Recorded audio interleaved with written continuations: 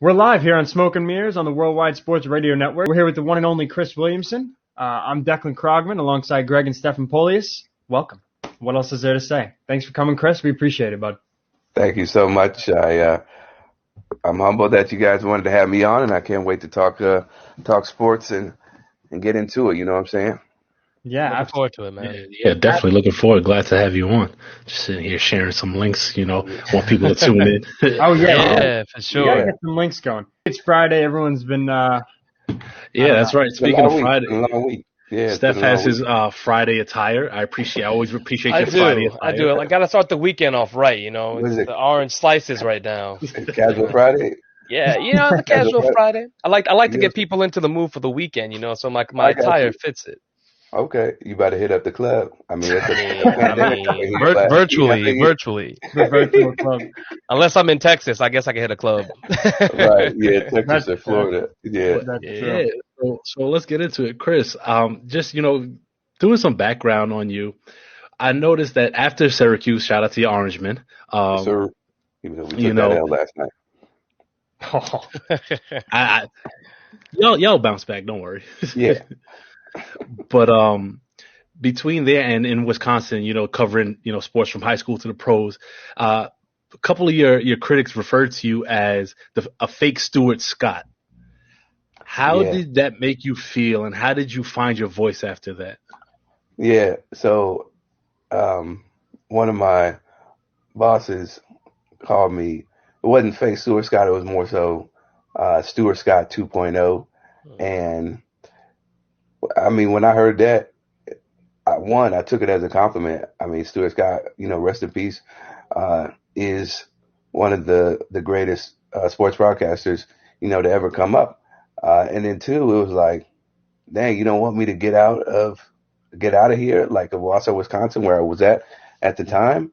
And it was a struggle as far as finding my voice, because I had to satisfy his desires and make sure his ego wasn't crushed because I was killing it. But then I also had to make sure let him know. that you know what I'm saying. Mhm. I had to make sure that I kept my my authenticity as far as how I was developing my voice. So it was like a balance that I had to straddle. I had to straddle that a lot of times, where sometimes I would do something really, out there and flamboyant. Then other times I would rein it back in just so he would think, just how I would protect his ego. But it was a tough process, that those 2 years in Wisconsin, but I would not trade it for anything. I learned so much more so what not to do than what to do. But in the end of the day, I got a lot of experience and really honed my skills to where I am today. And now, would you say, like, the way you kind of protected, your boss's ego and stuff, did you kind of allow yourself to make enough tape to where you could sell the image that you wanted to sell, but also kind of do what you had to do on the air to kind of protect his feelings? Yeah, I did because I spoke to Jay Harris on ESPN, Right. and I brought up the situation with him, and he was like, "Yo, you need to leave if this is what's going on, because it's going to sacrifice your reel. And at the end of the day, it's going to only affect you. So either you leave or you got to do what you got to do." And for me, when I got promoted to become the weekday sports anchor for the Fox show that we bought the Fox affiliate during my second year, I was able to branch out and give some more of that creative flair and that energy and pizzazz that I wasn't able to do as much on our main station.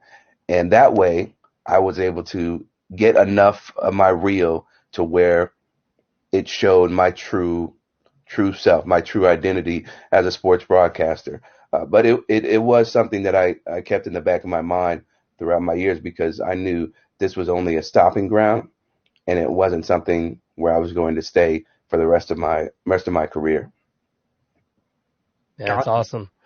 Yeah, I mean, speaking about just like, the early goings of it and like your experience, in the industry, I was curious, what is some like, what's a memorable like interview or moment you've had throughout your career? Memorable interview or moment? That's a great question. I would say probably There's so many. Oh, so Final Four, 2015 Final Four, Wisconsin is playing the all-hail undefeated, Kentucky Wildcats, and in Indianapolis, and they end up, obviously everybody knows they end up beating them. The Wisconsin does, and They I'm played Duke film. that year, right? Yeah, they played Duke, in the championship game, where Grayson Allen ended up turning things around and ended their chances of winning the championship. But yeah, so when Wisconsin beats Kentucky, I am stationed to film the players coming in from the court to the locker room, right, for post game reaction. So we're standing in the hallway, all the photographers and other reporters, and Nigel Hayes, one of the guards forwards for the Badgers, comes running down, and he was like, "So did we just beat an NBA team, or like are we better than the NBA team now?" Because everybody had talked up Kentucky, rightfully so, about how dominant and how much of an all-time team they were. But that moment right there was extremely memorable because I don't think too many people thought that Wisconsin, even though they were great that year, that they were going to be able to take down the Kentucky Wildcats and end their perfect season. So that was pretty memorable. Yeah, having that energy coming in off of a big game like that, I can only imagine. You feel it, man, because Yeah. when you're reporting for a certain city or in a certain city and you're covering these teams, you want them to do well because it makes your job easier. And when you see, and just from a fan perspective, when you see something like that happen, like you get energized as well, and you're feeding off of that energy that's coming, from the players and the coaches. Nice. Yeah, for sure. I mean, I think that's pretty funny, and especially knowing like some of the stuff you told me about, going to Wisconsin. Like, didn't Aaron Rodgers like compliment your boots or something? Yeah, And that was like a starstruck moment. Yeah, yeah, he did. One of the reporters down there in Wisconsin, he worked in Milwaukee. He was like, "Yeah, Aaron Rodgers. He said he really liked your boots." And after that, I was like, "Yeah, you can't touch me." Like, What kind of boots were they? Were they Tim's? No, they weren't Tim's. They weren't Tim's. They were some hardcore winter Wisconsin boots. I think I still have them but they were like a tan color. Came up to like, I would say, a little bit below your calf, and they look good. You know what I'm saying? When they held it down for the winter. So yeah. Yeah, the Green Bay snow and the Lambeau wind chill definitely chill with that. Exactly. Yeah. Real quick before we get into more interview questions, Aaron Rodgers has a bad rap in the press. Would you say that's accurate or it's inaccurate? I would say, based on my experiences, seeing him, the times that I went to practice for Green Bay in the games, Aaron is a very aware individual of how everything works. He's extremely calculated and focused, but he's also refreshingly honest about a variety of topics. However, when he struggles, he can get snippy and he can be very, very defensive. And that was something. It's funny because there was one time somebody mentioned to him, you just said you've been struggling with your throwing, whatever, blah, blah, blah. And he's like, "No, I didn't." It's like he literally just said it like 30 seconds ago. It was just a moment where, dude, you gotta check your ego. I know you're one of the best quarterbacks, one of the greatest quarterbacks of all time, but you literally just said that, and now you're refuting it. And he eventually apologized to this reporter about it. So I think some of it is merited as far as the bad rap, but at the same time, he isn't a bad human being. He's just one of those guys who gets really sensitive when he's going through a slump. I don't think he ever wanted to admit he was going through a slump, even though it was clear. Like that year, I think they had a losing record and they were about to be out of the playoffs. And then he said, "Yeah, we're going to run the table." Like that year. Oh yeah, 2016, I think. Yeah, 2016. They beat up on the Giants in the playoffs. Yep, exactly. I think that was the boat trip year for a cruise. Oh, and yeah. Yeah. That's Declan's favorite trip. I just wish I was on it, man. I had Tim's, I had jeans. Like, I would have been able to fit right in. You had the body, bro. You had the body. You had the flexing. Absolutely, man. Yeah, No, ready for to sure. go. Hey man, he got to see a whole lot more sunlight after that Packers game. So I guess he needed to stay wherever he was in Florida or whatever. But yeah, that was back to your question about Aaron Rodgers. I think he's a sensitive guy, but he isn't somebody who is a bad teammate. I think he just expects a lot from people, and like a lot of people, when you're at the top of your game for so long and then you have a dip in that production, in that success, then you're going to react. You're not going to react the best way. Gotcha. I mean, I can see that too, though. Like, that's like a human reaction, though, to that as well. Like, Aaron Rodgers just being a human and, like, getting a little emotional instead of, like, giving the company line or always just ready to, like, just whatever you answer, I'm going to field it. And I think that's an expectation we have from all of our, like, we expect that from players. But, like, when that moment does happen, maybe they snap, maybe they're not in a good mood, maybe they have been in a slump. Like, I understand that, because I don't know if I can handle that on a daily, every game you're getting, interviewed what you did wrong, and everyone's critiquing not being in the film room, not being on the practice field, Yeah. So it's got to be annoying with the struggle for sure. And shout out to Pete. I was not 9 years old. I was 10. I mean, it sounded when I read it, I figured, I was like, it sounds about right. Nah, I was. What was I? What was that? 26. I was like 14 then. I was freshman year. Close enough. Yeah. Yeah. Whatever. Anyway, kind of getting back to you, Chris. Like, since you've been on SNY, first of all, we know you've been killing. We don't even got to get into that. With this baseball swing exits, the good night, beautiful people, definitely some trademarks there at SNY. But so far, obviously, you guys got a connection to the Mets, connection to the Jets, and even the basketball. I know you guys aren't the Knicks, like, MSG, that's whatever. And yes, is the Nets, but you still got a basketball connection. What would you say your favorite thing about interviewing New York athletes is?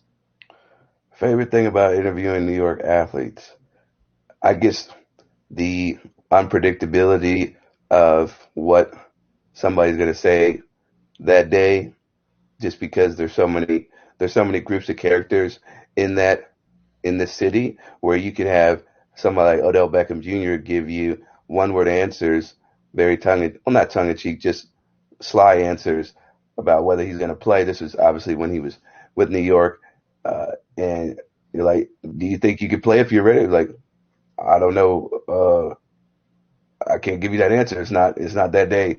To, Eli Manning, where he gives you the most company line possible. Dry as possible. Dry as possible. So there's nothing that you can twist or misconstrue. You saw maybe a little bit towards the end of his career when Daniel Jones took over, and you could see on some of his body language, how he was feeling. But yeah, I would say the variety of characters on all the New York teams. Shoot, Kyrie Irving, like, oh my gosh, the tangents he goes on, and the soliloquy, all the sound bites. Yeah, all the sound bites. Both good and bad. It's just, you never know what somebody's going to say. So I would say just the variety of characters that exist there make it really fun to interview them. Yeah, and now, kind of getting on the SNY track, you have been hosting a show, I think since, was it May or June, called Bigger Than Sports. Yeah. Which is where you talk to black athletes, black coaches, and kind of get their perspective on, the social justice issues, not just in the NFL or their respective sports and sporting leagues, but kind of the country as a whole. How did that come about, and how did that opportunity kind of come your way? Yeah, so I think I started it last October or something, but so it was more recent. I was kind of getting off track because I remember you posting a lot of videos, right, from SNY talking social justice before the show. Yeah, I think it was last year, towards the end of the year. But to answer your question, so the reason why I created Bigger Than Sports was because I knew after the whole George Floyd murder and the Breonna Taylor situation, and Ahmaud Arbery, being killed for freaking running. I felt like I needed to do something with my platform as a black man who's very in tune with what's going on culturally and socially in America, and being a child of two parents who were extremely passionate in their voices being at the not at the forefront, but just making sure their voices are heard on civil rights matters. It's something that's always been in the forefront of my mind, and I knew that I needed to make some sort of change, make sort of impact with the platform that I have. And so from there, it was a matter of whether it was going to be a personal enterprise or something with SNY. Because if SNY didn't approve it, I was planning to do my own thing like you guys are doing and create my own niche, create my own platform, outside of SNY, because people needed to, I wanted to make people uncomfortable, because the audience that we have with the Mets, being the Mets network, they're not as in tune, they're not as, I guess, informed, or they don't care as much about social matters as other people with other demographics. So I felt like I needed to use my voice in a positive way. So that was the reason why I created it. And then two, SNY felt like it was a good thing that they needed to have on their platform, Absolutely. on their network, and they gave me the green light, and then we worked out all the logistics and how it was going to be formatted, and then the rest is history. Yeah, I definitely think that the name speaks to the importance of the matter. Very much so. In that same vein, I've gone through and watched the episodes, and you could see that passion and that vigor with the questions that you asked and just the subject matter. And one thing that I thought was interesting, one I wanted to ask was, coming from the background that you have, how does it feel to be able to produce a show like that on a major network? Because here we are doing something of our own, making our own niche, but you're able to bring that to a major network. What is that like for you? And also, just as a black journalist, what has that been like? What has that experience been? It's a good question. Great question. I think I've been so caught up in the process of making sure to find the guest, and then getting all the pictures and videos, and reviewing the tape, and what questions, what answers we're going to keep, and what questions or what answers we're not going to keep, that I haven't really taken a step back to really appreciate what I'm doing. And I would say it's been exhausting, just some of the challenges that I've had to deal with, producing that show, because I am the only black person in that space who is looking at the interviews and deciding what goes and what doesn't. So when you're the only person, when you're only black person in that room on a show that's focused on racial and social justice, and everybody else is white and they see it from a different perspective, it can be exhausting. However, even though it is exhausting, it's extremely rewarding when you see people who come on the show tell you how much they appreciate what I'm doing, or other people leave you comments and say really love the work that you're doing with this show and how it's speaking truth to power. So there are both sides to it, but it's been exhausting on one end, and then also very rewarding. And I think as a black journalist, you have to fight for not only yourself but for the race, because if not, who will?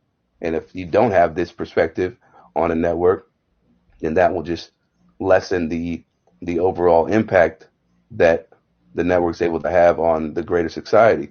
And that's something that I was like, nah, we need to do this so we can target certain people who are going to have, maybe knee-jerk reactions, but at the end of the day, it's going to get them to think in a different manner, and hopefully it'll lead to change. Yeah, definitely. I think as a society, one thing we don't really talk about much is what it's like for black people to work and be in predominantly white spaces and be unapologetically black, because it's frowned upon, and Yeah, go ahead. And with you saying, like, the two sides of it, the rewarding side and, the struggle side, as an anchor in New York, post George Floyd, given the Knicks ownership lackluster response, like, how did that sit with you? Most of these, I saw, Declan gave me the rundown, some of the questions, and it didn't surprise me, man, because we know what James Dolan is about, and it's not being at the table, it's not being, in the limelight for racial equality or racial justice. Like they did the bare minimum. When they put out that statement, I think it happened like supporting Black lives and equality for all, whatever. I think that was way after like all the other companies and teams put out their, perspective statements about, fighting for Black lives. There was a lag. Personally. Yeah, major lag. So it just felt performative, but it didn't surprise me because it didn't surprise me, and I wasn't disappointed. I mean, obviously I was disappointed, but it was not something I expected James Dolan to be out in front leading the charge. So I was like, yeah, this is what we expect. Like, might as well not even put out a statement if you're gonna wait so long. But and then put out a statement like that on top of it. Right. So I was like, I'd rather you not even put out the statement. But that's a lot of owners in the league, as far as their main interest is making billions of dollars, and which you can understand to a certain degree, and it's not about making positive change for society. It's about getting as much dough as they can, and yeah. So I wasn't too surprised about it, but definitely disappointing to see that. Yeah, Greg, what was that? Now, first of all, we know. Listen, like people have joked about Greg not being a Knicks fan anymore, but what Chris just said, that is I feel like I can't speak for you, but I feel like that's an exact representation of why you have jumped ship, and for all the right reasons. I mean, I didn't get into it on the first episode, but that's really what it is. I mean, it was like James Dolan as an owner has pissed off Knicks fans for however many decades, but that was like the nail in the coffin for me. Yeah. I denounced my Knicks fandom on our first episode. On the first episode, I'm a Memphis Grizzly. Yeah, he's a John Morant guy now. John Morant, really. So even though you see the success that the Knicks are having right now, you're like, I'm good. Nope. He can't come back. He can't come back because we won't let him hear the end of it.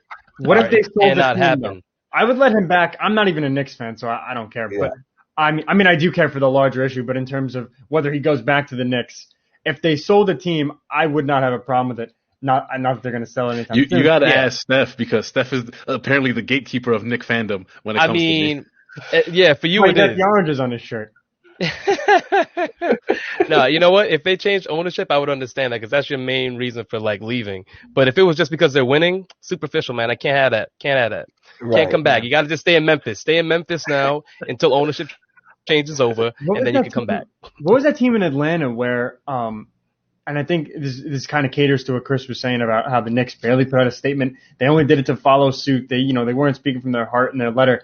What was the team, Greg? You sent it a couple, and it made headlines. Are you talking about the Atlanta Dream? Atlanta Dream, where the Republican congresswoman or whatever she is. I don't know if she's a senator or I forget what she is. Not anymore. Yeah, she lost that race, boy. Yeah, they got her behind out of there. Yep. WNBA, yeah.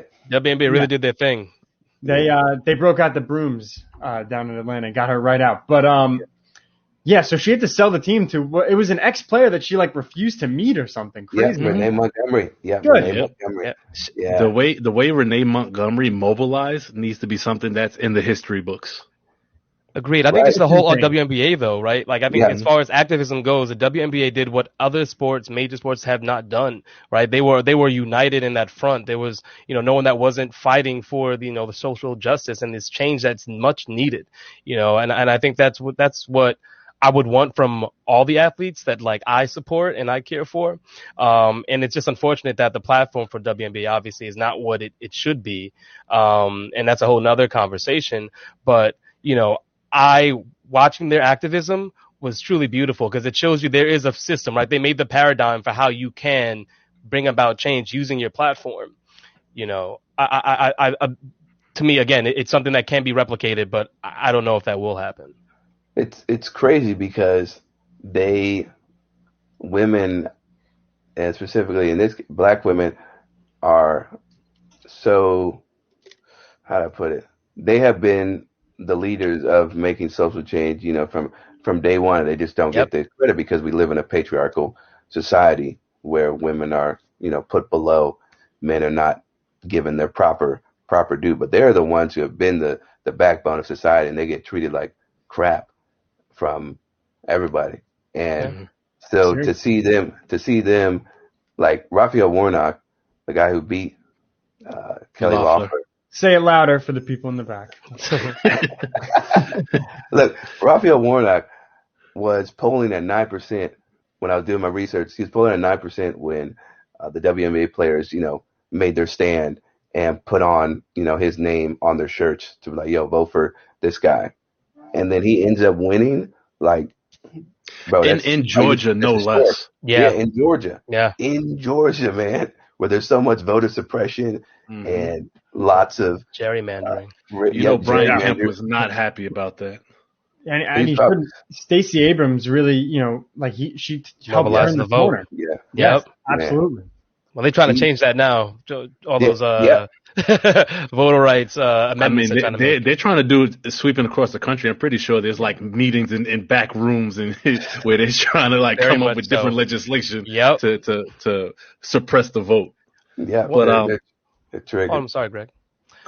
One thing I did want to say was, you know, watching a show, you did have Jocelyn Willoughby on there. And I mean, all the interviews I've really enjoyed. That one was very touching, just, you know, getting a little bit more about her background and then her being active, like her first year, you know, coming into the WNBA and being a leader, you know, and I found it, you know, very moving, and all of the episodes you've had are just very moving, and that passion is there. So I just wanted to say personally thank you, because while you're saying it's a lot of, you know, exhausting work on the front end and even I'm sure the back end doing stuff, you know, as far as the editing or whatever it might be, but that product that you're putting out there is amazing. And I was getting, like, you know, little chills on my neck listening to, you know, some of the responses. It's just very moving. So yeah, I just want to say thank you. It's been great content.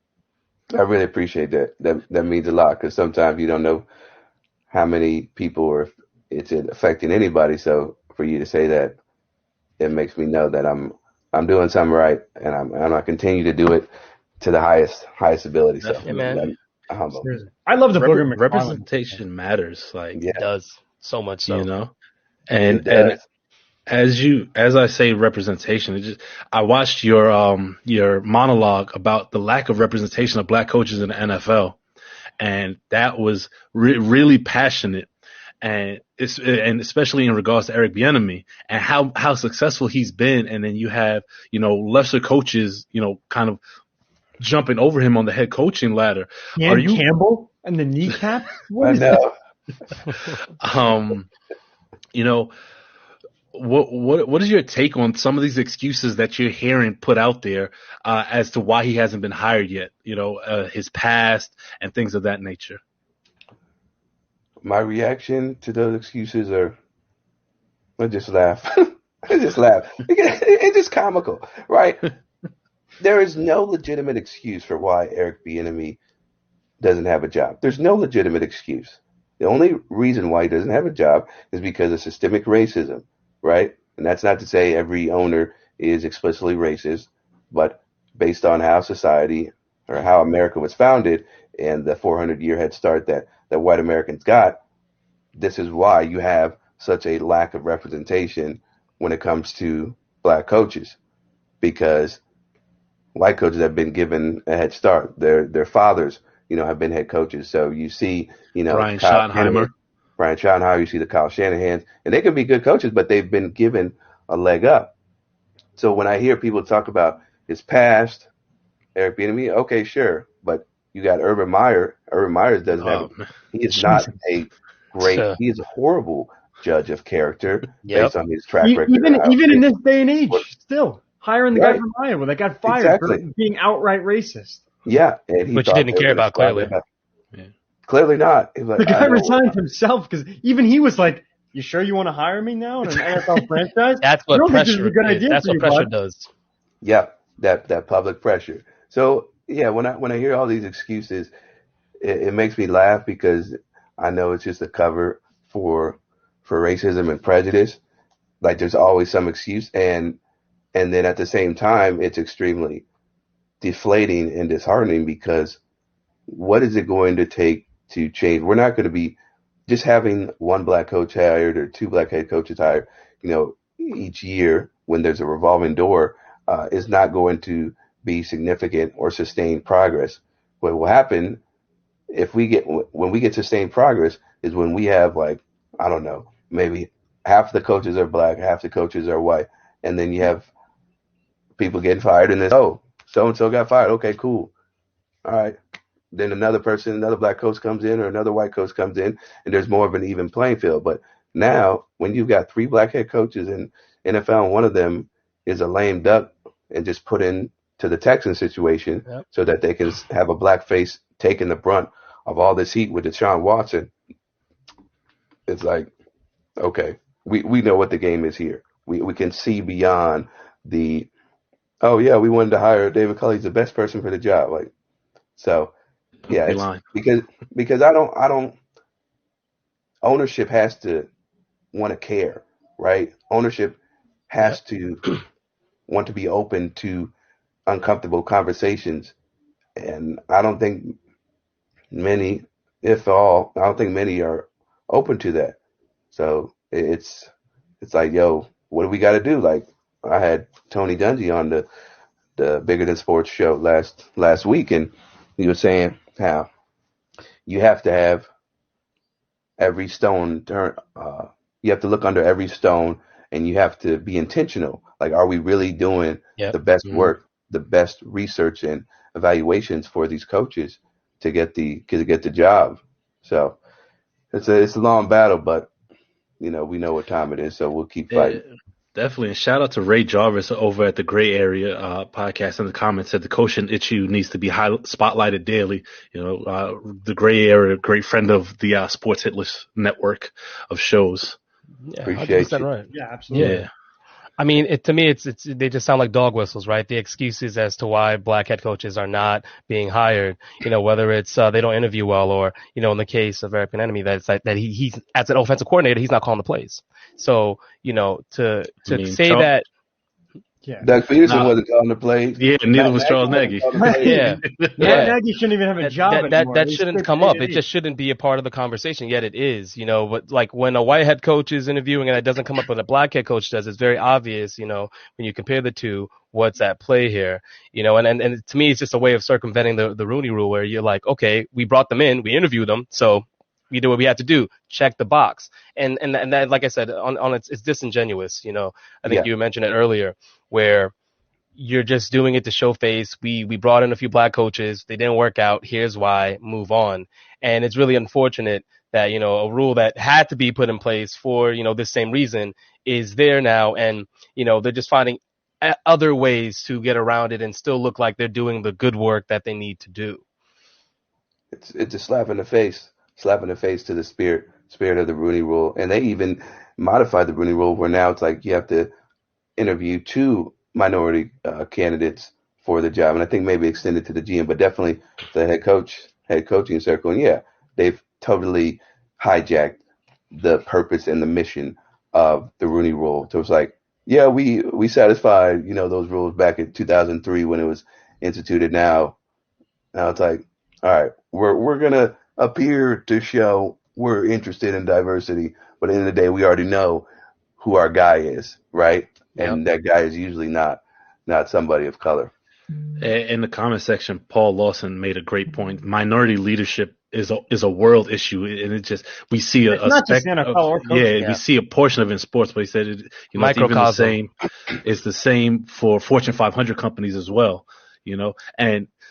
And I feel like the detractors in this particular instance say, "Oh well, you guys didn't work hard enough," without acknowledging the fact there are systemic factors that prevent us from getting to those positions. Even just look at how like things were written into law to prevent us from prospering. From this country's inception.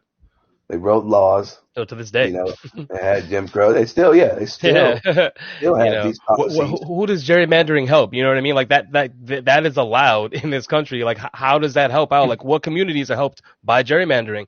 That's something that you would see as passive. But if we look at the history books, 50, 100 years from now, you'll be talking about it as a racist practice. It should be called out as a racist practice now, but not enough people see it as that. Right, gerrymandering, redlining, the whole 9 yards. It's so blatant, but people only are going to see what they want to see, and that's the issue we're living in. And talking about how it's a microcosm for society, as far as the disparity in people in positions of power who are not black. Look at the NBA. Look at how Steven Silas, the head coach for the Houston Rockets. He's probably going to be out of a job in 2 years because of the James Harden situation. DeMarcus Cousins left, and then you have PJ Tucker. He wants to be traded. He wants to go on a contender. And it has nothing to do with him. Nothing to do with him. None. He got put in the situation. He wasn't even there last year. He wasn't.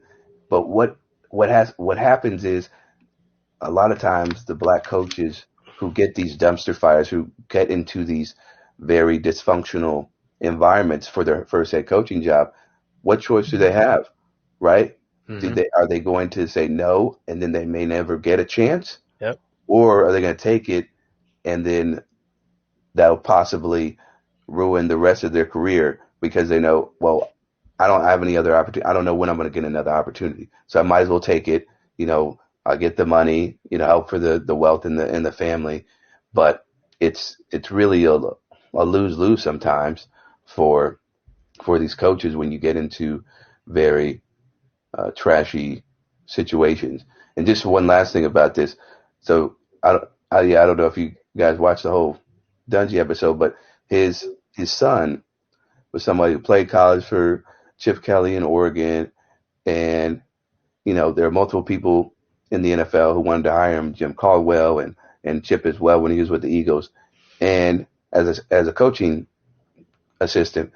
And he said, no, I don't want to do that because I don't see the road. I don't see the path to advancing in this industry, in this NFL circle. So I'm going to go to another profession.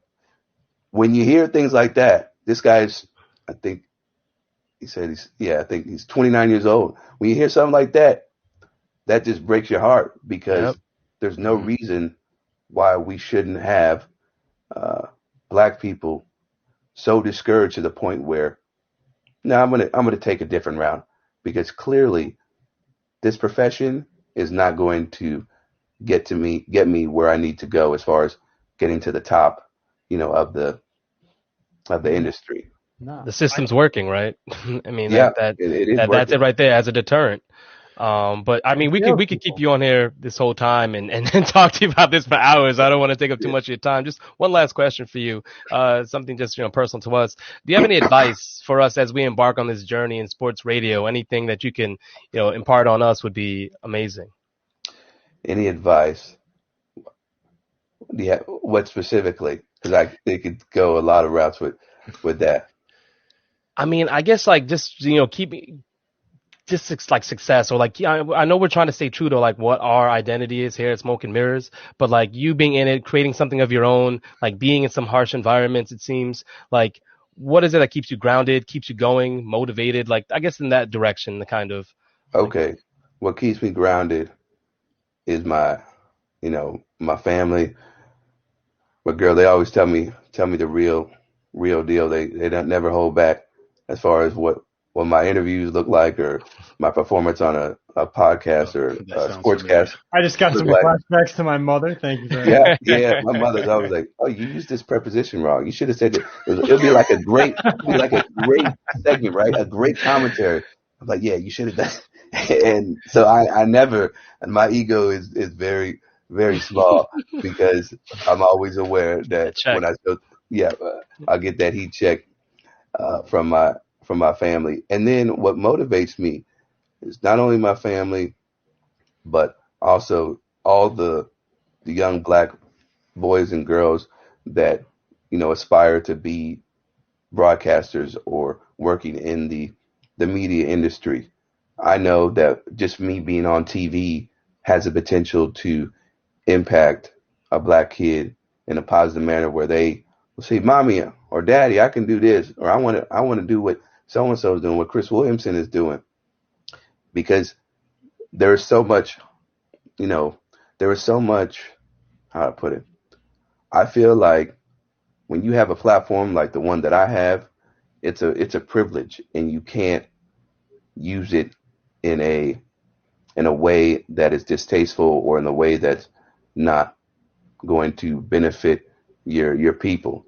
Like, you have to be very strategic and very intentional. Intentional is the word I'm looking for. To be very intentional about it. You can't use it recklessly. And so that's what motivates me, because I know it'll be impacting some kid that I don't even know about, right? So that's why every day I may not be feeling the best, but when I step onto that set and that red light comes on, it's showtime, because somebody on the other side of the screen is looking at you for the first time, right? So that's what motivates me. And then also, I would say, stay true to your identity, but also work on, never stop looking for ways to extend your range, right? Like, be as diverse as you can when it comes to your skill sets, whether it's, radio, TV, obviously, the editing platform you guys got going on, different things, so that when somebody wants to give you a job or an opportunity, you'll be able to have a whole range of things that you're able to bring to the table and say, I'm the best person for this job, and here's why I did X, Y, and Z, and I'm doing stuff right now, blah, blah, blah. So I think that's really important. And also being able to take constructive criticism. And here's the other thing that's really important. When people tell you negative things maybe about the show or just in life, remember, it's not about you. It's about them. Don't take it personally. Do not take those things personally. And this is something that I've come to understand more recently, and I wish I had the understanding earlier in my career, but that's the way life works. You live and you learn. Yeah, you live and you learn. That's the beauty of life. But it's a reflection of their insecurities, their projections. If somebody says you can't do something, but you can, don't take it personally. Like, okay, that's you, because they can't see it for themselves. They have these things that they're not able to produce, or they haven't been able to succeed. So they put that on you, whether it's done intentionally or unintentionally. Again, it has nothing to do with you. So just remember that when people try to discourage you from things, and they may not have your best interest at heart. Absolutely. That was a very profound answer. It was. Thank you very much for that. That was a Chris Williamson answer. This is a guy who, we go back a few years now. We met way before the pandemic. I want to say 2018, 2019. Yeah, 2018. Yeah, and then we had him. I had him on my high school podcast last year during the pandemic. And this is a guy, we're like, yeah, man, we'll just get you in for like an hour. We'll just talk sports. He's like, oh, cool, great. We started 3. It's like 7 o'clock. We're like BSing about Aaron Rodgers and his boots. We're like, dude, you're on here for 4 hours. And it's the same now. We were going to go 1 to 1:30. We're almost, at the 2 o'clock at our hour show. So obviously, bro, we appreciate you. You're doing so much good on your platform, and even educating our viewers. And even myself, Greg, Steph, like, we all really appreciate everything you're saying. And there are always going to be ways to be better, whether that be in life, on this show, or, social justice issues in terms of that, and just making sure you're on the ball, always kind of being real, and keeping everybody's best interest in mind. I think you kind of hit the nail on the head with everything. So obviously, I appreciate you. I tell you that a lot. So, hey man, thanks for coming on. Thank you so much for having me. This was a blast. I think Greg might have, I don't know if he's got a last thing to say. Yeah. I appreciate, the entire discussion. Like, it's really big for me, as an educator myself, a history educator on top of that, the social justice initiatives and things like that. It really hits home. So I appreciate you coming on our platform and speaking about your platform. It means a lot. And before I go, two things. As we were talking about our mothers, Ma Polius was in the comments, so I just want to shout her out. And she said great content. So thank you, Ma. Appreciate you. She also laughed at a 9-year-old joke about me, so you might not be on talking terms. And because, she will definitely let me hear it if she feels like I wasn't good on the air. Right. That's and what you need, last but not least, just a random question for fun. Who's your greatest hip hop artist of all time? Greatest hip hop artist of all time. Hit him with a hard one. That's the toughest question today. I didn't give him that one. I thought I gave him everything. I was like, I'm being so cool. I'm giving him every question. I did hear it on the I did hear it, but I didn't know if y'all was gonna still ask it. In the beginning. Oh, yeah, sweet. In the beginning, I didn't know if y'all still gonna ask it. Snuck up on him. Yeah. So I'd have to say it's a popular answer. I have to say Jay-Z. I think Jay-Z's the greatest hip hop Ray artist. Jarvis at the Rap Roundtable is gonna love that. What's that? What? The Rap Roundtable is also a podcast that's a friend of the show, and the guy who runs it, Ray Jarvis, is a big fan of Jay. So, okay. I love that show. Like the whole spin on everything that he gets on rap. I love it. So shout out to Ray Jarvis. Somebody throw the link in the description. What would you say your favorite? Oh wait, this isn't a podcast. Put the link in the comments. We're visual now. What would you say your favorite Jay-Z rap album is? Ooh. Favorite Jay? Yo, you know what? I'm bad with names as far as albums and songs. Like my girlfriend, my siblings, y'all tell you like I can never name a song or I'll have lyrics messed up, but I love the song. I don't know why. Don't change nothing. Yeah, but I would say my brother and I, we were in the car, I think a couple months ago, listening to one of Jay-Z's albums. And I feel like, what was the album where, I might know this. Blueprint? I think it's the Blueprint. The Blueprint, yeah. Does that have, allow me to reintroduce myself? Ray actually commented as you said Blueprint. Yeah. Wait, the one Ray said, he said Blueprint, cough. He said, yeah. I was just trying to. Yeah. Public service announcement? That was Jay-Z. Yeah, that's on there. Yeah. Allow me to reintroduce. Yo, Speedy, go look that up. That song's gonna take us out today. Yeah, Blueprint's got me my favorite album. Like there was no bad song on that. Listen straight through. So that I don't want to say that was before my time because it was. I was young. It was. I might have been you I was 10 years you old. just said you graduated high school last year, bro. Yeah, you're right. Listen. Anyway, I'm like, Watch the Throne was fire with Kanye, obviously. Yeah. But even the Linkin Park album, like that bridged the gap between rock and hip hop 100%. Yeah, that's part of what makes him so dynamic. That's why I hold him in such high regard in terms of his hip hop influence and ability to cross over different platforms and genres, and to see where he is now, it's remarkable. Went from selling drugs to selling Tidal. Yeah. Right. Okay. Look at that. Yeah, that worked out real well. He's a mogul, a billionaire mogul. Declan threw you the alley, Chris. He did. I got you. Like Blake Griffin, if he still does that on the Nets. Damn. I wasn't You can't be Blake on the Nets of all people. Come on, man. He can't even jump. Yeah. Well, that was he jumped over a Kia. Shut the Kia. Wait, that's not our sponsor. I was like, shout out to Kia anyway. Yeah. What were you gonna say, Chris? He jumped over like 5, 6 years ago, whenever that dunk contest was. Yeah, it was 5, 6 years ago. I remember I was in 5th grade. That was at least 8 years ago. Okay, 8 years, even worse, man. Yeah.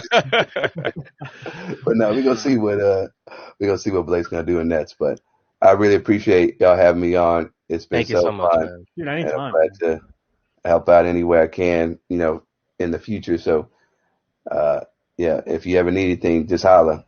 No problem. Loved having you on. This is the comment section loved it too. Yeah, man, they're loving you. Yeah. Definitely a fan favorite. You want to take my job? That boy got his own job. That's what Yeah, that's a fact. But seriously, Chris, thanks for everything, man. And listen, I know we keep joking like that I'm 5 years old or whatever. But this is a topic that, especially me as, a white teenager coming up in New York City, it's extremely beneficial to be more and more educated about it every day. And, between Greg and Steph, Greg, as he said, is a history educator. This is stuff he puts in my mind and really helps kind of drive the point home. So I can see, listen, it's a responsibility for everybody in this country to see it the way it should be seen and to tell the story how it should be told. So I really appreciate you on a big level, honestly. So I don't really know what else to say. So just thank you, man. You know how I feel about you, like I've said already. We talk quite a bit. But yeah, thanks, man. I appreciate it. Thank you all. It's been an honor, and I don't say that lightly. Anytime I can come on, a show like this and, share my story and hopefully inspire people and have a great group of people to have a conversation about that.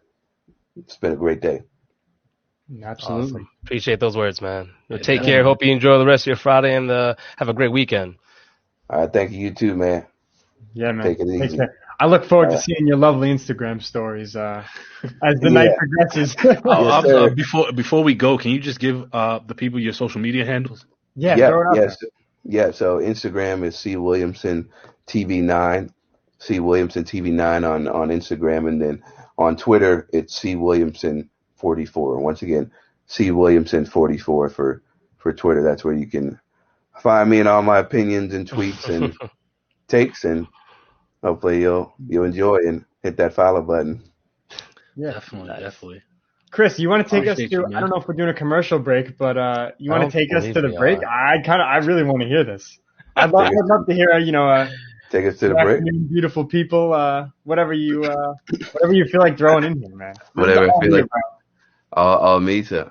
Okay. We're real here. All right. Okay. All right. All right. So, well, it's been a pleasure I'm gonna go into my voiceover. Yeah, what a code switch, man.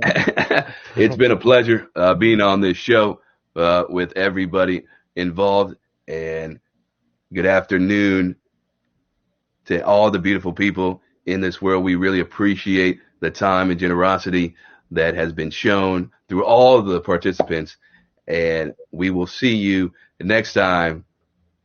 Make sure you stay classy. Nice. There we go. That was great. Love it, man. Thank you. It was horrible. It was horrible, but it's fine. It's fine. Nah, hey, thumbs up for us. We never had anybody think us out before, so.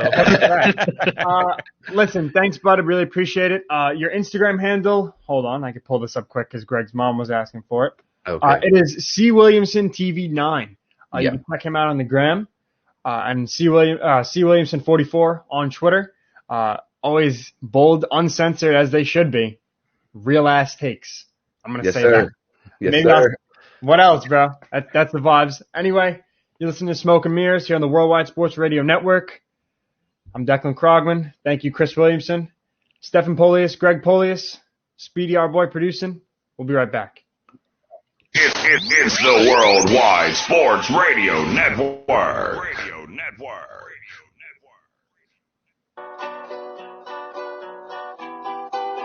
Oh Lord, Jesse made another one. All right.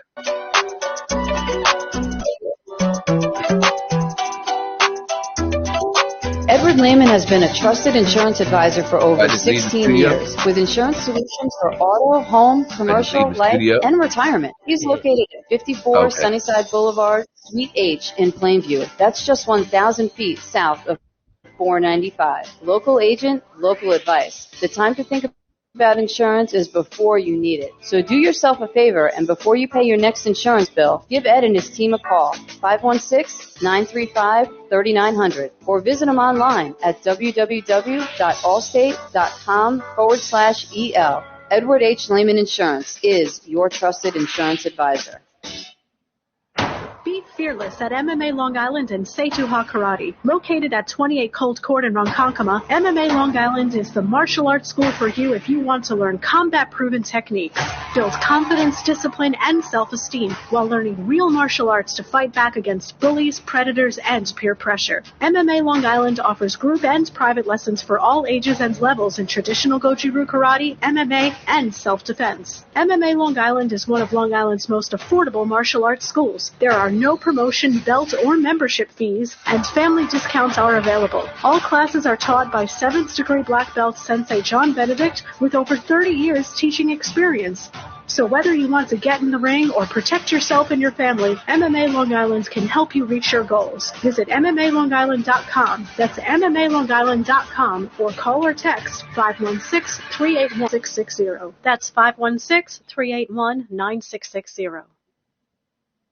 Do current market conditions have you nervous? Our experienced team of financial professionals at Heritage Harbor Financial Associates understands that no two investors are alike. We all have different goals, needs, and appetites for risk. That's why the one-size-fits-all approach does not work, especially when planning for retirement. At Heritage Harbor Financial Associates, we analyze your unique investment style so that you can work toward your individual retirement goals on your terms. Heritage Harbor Financial Associates can help you take steps to reach your retirement goals by providing a wide array of financial products to fit your needs, even for the risk-adverse. Give us a call at 31331-6599 to learn more or to set up an appointment with one of our financial professionals. You can also find us on the web at hhfa.org or on Facebook at facebook.com/hhfa.org. Our number again is 631-331-6599. That's 631-331-6599. Investments in stocks, bonds, and mutual funds and variable annuities are not FDIC insured and are subject to fluctuation in value and market risk, including loss of principal. Heritage Harbor Financial Associates offers securities through AXA Advisors LLC, New York, New York. Member FINRA, SIPC. Annuity and insurance products offered through AXA Network LLC.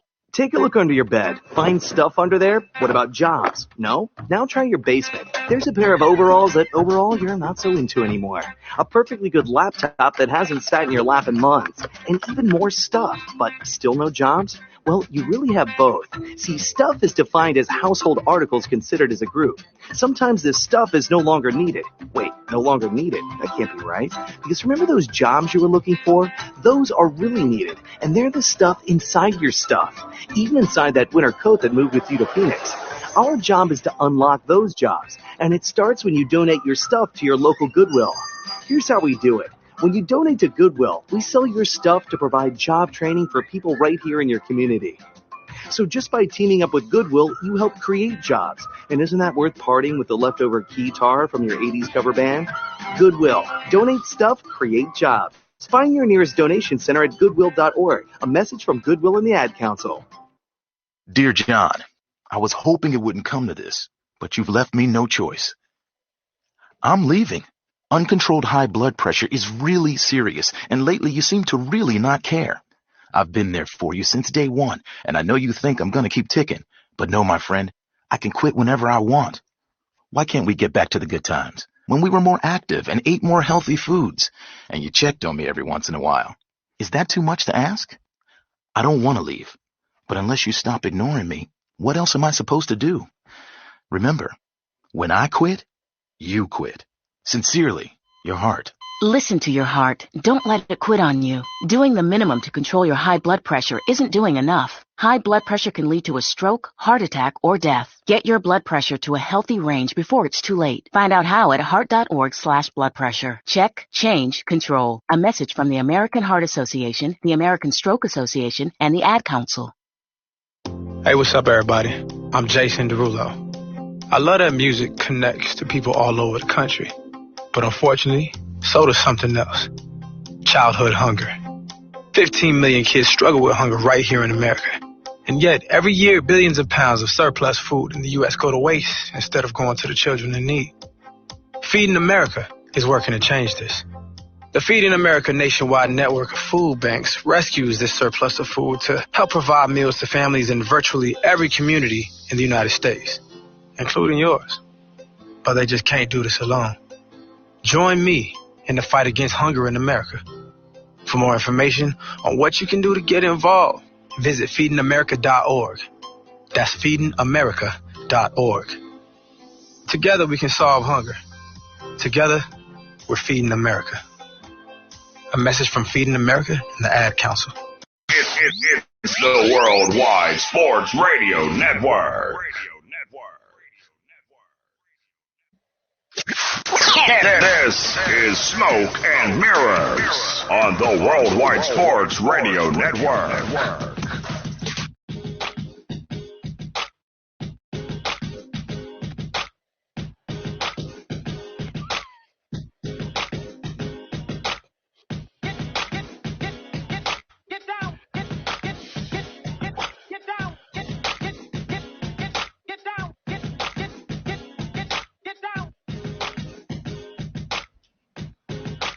It's 2:05 here on Friday, March 12th. I'm Declan Krogman, alongside Greg and Stefan Polius. Welcome back to Smoke and Mirrors. Like I said, it's 2:05. We are 5 minutes over. We had a great segment with the one and only Chris Williamson of SNY. We dropped all of his socials in the comments. Guys, with an interview like that, conversation like that, there's really nothing more left to say. Enough said. So unless you guys have any final thoughts, or whatever. I know Manny's been talking about Greg behaving himself today. I've indulged him because they're really funny. Yeah, that last one was pretty funny. I missed it. I didn't see it. I got to check it out.